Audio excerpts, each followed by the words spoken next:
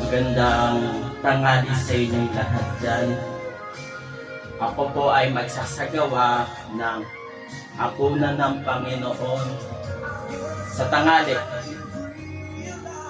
Ang pagsasagawa kasi natin, bago tayong magsagawa, ay magkukwento tayo tungkol sa Panginoon Jesucristo. Bago siya nangaral, pinautismoan siya muna ni Juan Bautista. Ibig sabihin, talaga ang Panginoon Jesucristo ay napakaalaga. Siya yung regalo. Kasi ilang beses na siya namatay noon. Nung hindi pa ginawan ang langit at lupa, nandun na siya. Sinabi niya yun. Ginawa niya yung langit at lupa, nandun na siya. Kaya yung magsasagawa tayo ng hapunan ng Panginoon, dapat maging seryoso tayo. Bago po tayo magsagawa, ay magpatawad mo muna tayo. Diba sabi, iwan mo ang iyong ayin at makipagsundo ka. Hindi lang yung magpatawad ka. Ayusin mo yung sarili mo. Lumamba ka sa Diyos. Kasi haharap ka sa Diyos ng malinis yung katawan, kaluluwa, at espiritu. Malinis yan dapat. Kaya bago tayo magsagawa, linisin mo. Kahit magbihis ka ng maganda, maganda para sa Panginoon lang. Magpabango ka, maligo ka. Huwag ka magsisimba, huwag ka sasamba, huwag ka dadalo na mabaho ka. Para yung dumadalo sa'yo, yung kasama mo sa dumadalo, sa sumasamba sa Diyos, ay hindi mababawan sa'yo. Yun. Di ba? Iwan mo ang iyong ngahin at makipagsundo ka sa kaalit. Hindi lang sa kagalit mo, hindi lang, pati sa sarili mo. Maging mabango ka lang. Diba? Maging kaakit-akit ang iyong ayin. Diba? Maging kaakit-akit. Magpatawad ka. Magsagawa ka ng palaspas mo. Diba? Yun. Kaya magsasagawa tayo ng hapunan ng Panginoon o banal na hapunan o Santa Cena o Lord's Supper. Yun. Unang sa lahat, magbabasa lang tayo. Kaya lang, wala akong Biblia. Pasensya na po kayo, wala akong Biblia. Ayoko talaga magbasa ng Biblia.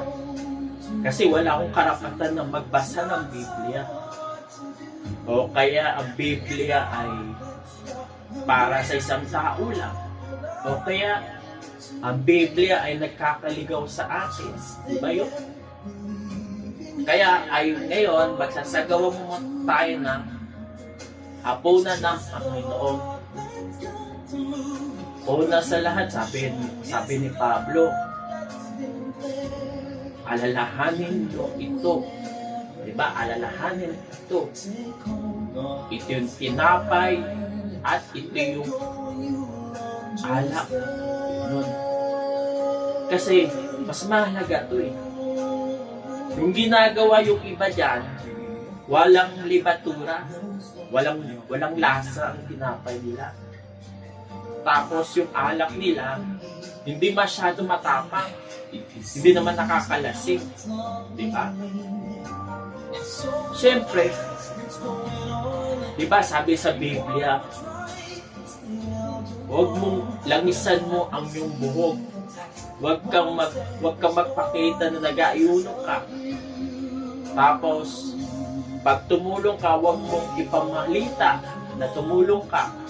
Yun. Kaya nasabi ko sa inyo, yung ibang gumagawa dyan, puro pang imbabaw lang ang ginagawa nila dyan. Lalo-lalo na kapag nagsasagawa ng hapunan ng Panginoon dyan. Diba? Nagsasagawa sila ng hapunan ng Panginoon na pagkatapos ng hapunan ng Panginoon, perahan lang. Akala mo, napakataas nila. Akala mo, sila lang ang may waga. Kasi, minsan, mas naawa pa ako sa sinisirahan nila. Especially mga Katoliko, mga Iglesia ni Cristo, sa born again. Marami diyang mga ibang reliyon dyan na puro pakitang tao lang. Kadalasan nga, puro nagpipiding program nga sila eh. Kaya ganyan eh. Nagpipiding program sila. Kaya ngayon magsasagawa po tayo ng banal na hapunan. Diba? Hapunan ng Panginoon. Ngayon, sa Israel ngayon, paggabi na sa Israel. Kasi dito sa Pilipinas, tanghali. Sa Pilipinas. Kaya yung iba, ginaganap sa umaga. Yung iba naman, tinutunog sa gabi.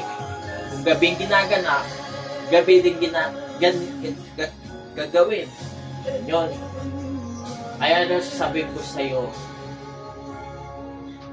maging alisto tayo sa ginagawa kasi natin. Ngayon, magsasagawa po tayo ng hapunan ng Panginoon.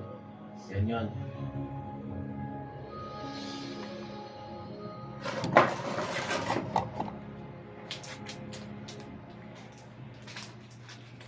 Itong tinapay na ito, ano nakasulat dyan? Diba? Ito yung tinapay gagawin ko ngayon. Yan, itong tinapay. Ito, may asukal to. Malay natin, meron tong lebatura. Yun, may panglasa. Yung iba, walang lebatura o kaya walang asukal. Kaya nga itong gagamitin natin, itong tinapay na ito. Tapos, ito namang alak. Diba? Ito yung alak na gagamitin natin sa hapunan ng Panginoon. Ito, Emperador Lights Brandy. Ayan o. Emperador Lights Brandy. Itong gagamitin nating alak. Ibig sabihin, itong alak nito, ito yung dugo ni Kristo. Ito naman, tinapay nito, ito yung katawan ni Kristo na tatanggapin natin. Yon. Ngayon, magsasagawa tayo ng hapunan ng Panginoon. Yon.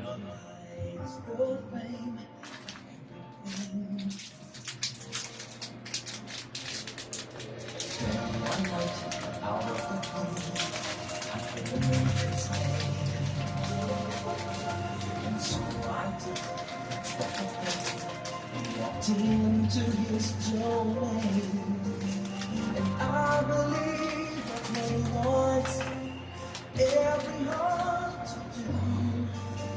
When hard may seem the task, one step is all he asks of you. Letting go to know the truth is not so hard to do.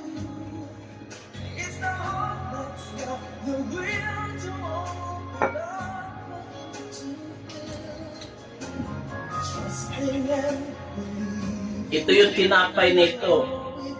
Ito yung katawan ni Kristo. Ito yung katawan ni Kristo na pinapahagi. Ito yung aral ito yung sinasabi nila 67 books. Pero hindi. Kasi kapag tatanggapin mo yung aral niya, kailangan maging seryoso tayo. Meron tayong konsentrasyon na gagawin natin. Hindi yung tatanggapin mo yung aral ni Kristo, yung katawan ni Kristo, para magpasikat ka lang, para iangat mo yung sarili mo, o kaya sasabihin mo sa sarili mo, nilinis ka na, yun. Pero ang ginagawa mo, naging malala yung kasalanan mo, yun. Itong katawan nito, ito yung aral, diba? Ito yung aral.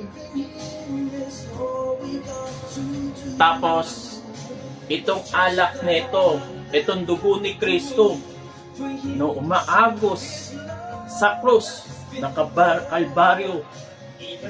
Kasi tinusok ng isang kawan. Kasi may lumabas ng dugo at tubig ng sibak. Yun. Kaya ito yung dugo ni Kristo, isang pagsubok. Kung makakaya natin pagsubok na ito sa buhay. Kasi Kristo nga nakayanan yung pagsubok eh. Tayo pa kaya? Yun, di ba? Tayo pa kaya? Yun. Ito yung dugo ni Kristo. Ito yung kabalyo. Ito yung pagsubok. Yun. Ngayon, magsasagawa tayo ng panalangin.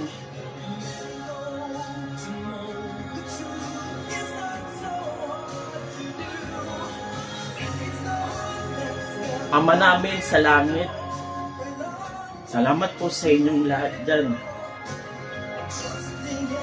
Salamat po sa pagbigay ng biyaya sa pamagitan itong tinapay na ito, sa pamagitan itong aral. Minsan, nagbabago ang aming pagkatao nung tinanggap namin itong aral na ito, itong tinapay na ito. Sa pangalan ni Jesus, Amen.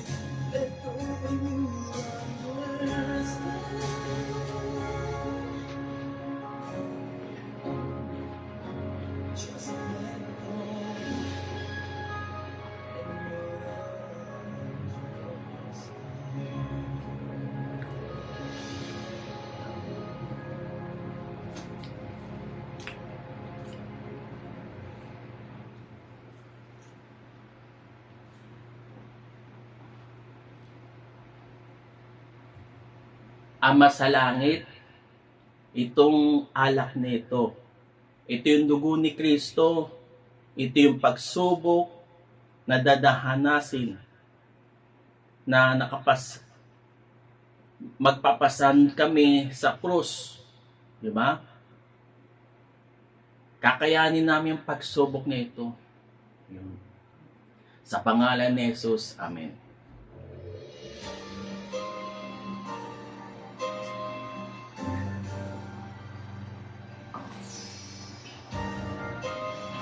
Ngayon, natapos na yung apunan ng Panginoon. Ngayon, mananalangin tayo. Ama, alam nyo ba, sa lahat ng naging kasalanan namin, sa lahat ng nagawa namin mapagkunwari, minsan nga, nagyayabang kami sa kapwa namin. Minsan nga, sinisira namin yung kapwa namin. Pinagtatapakan namin kapwa namin. Lalo na pag mayaman kami, pinagpatapakan namin, lalo yung mga mahirap dyan. na wala silang kakayahan na lumaban sa amin. Diba? Kaya kami po nagpapasalamat sa inyo na binigay nyo sa amin buktong na anak, ang Panginoon Jesucristo. Siya, wala siyang hindi niya iniisip yung sarili niya. Yung kagaya ni Dr. Jose Rizal, kahit sabihin mo, hindi siya dugong Pilipino, dugong Kastila siya. Pinaglaban niya na kasi mga Pilipino kasi noon wala silang boses sa mga Kastila. Naalipusta sila, inahamak. Kasi walang kapangyarihan mga Pilipino noon eh. Ganon din ang Panginoon Jesucristo. Kami po nagpapasalamat po sa inyo, Panginoon Jesucristo, na kinulong mo si Satanas, diba? Sa kalaliman, diba? Yon. Kami po ay nagpapasalamat sa inyo. Kahit papaano tinanggap nyo kami kahit sabihin mo makasalanan kami dito sa mundo nito. Sa pangalan ni Jesus. Amen. Ngayon, ano ba ang iling natin sa sarili natin? Ano ba ang hiling natin? Mabuting kalusugan, gawin mo. Diba? Sa kasabihan, nasa Diyos ang awa, nasa tawa ang gawa. Kung gusto mong mabuting kalusugan, pero ang ginagawa mo, nagbibisyo ka, umiinom ka ng alak, nagyoyosi ka, nagdadrugs ka, pero ang hinihiling mo, mabuting kalusugan. O kaya, yung iba dyan, dumadalo lang para nagsisimba lang pag may kailangan. Pag nagsisimba lang, pag may nakuha ng gantimpala, doon sila nagsisimba. Wala sa essence ng pagsamba. Yun. Kaya natapos natin ang hapunan ng Panginoon. Salamat po sa inyong lahat dyan sa panonood dyan, sa FB Live at sa YouTube. Utang po sa inyong lahat to sa panonood sa akin. Yun.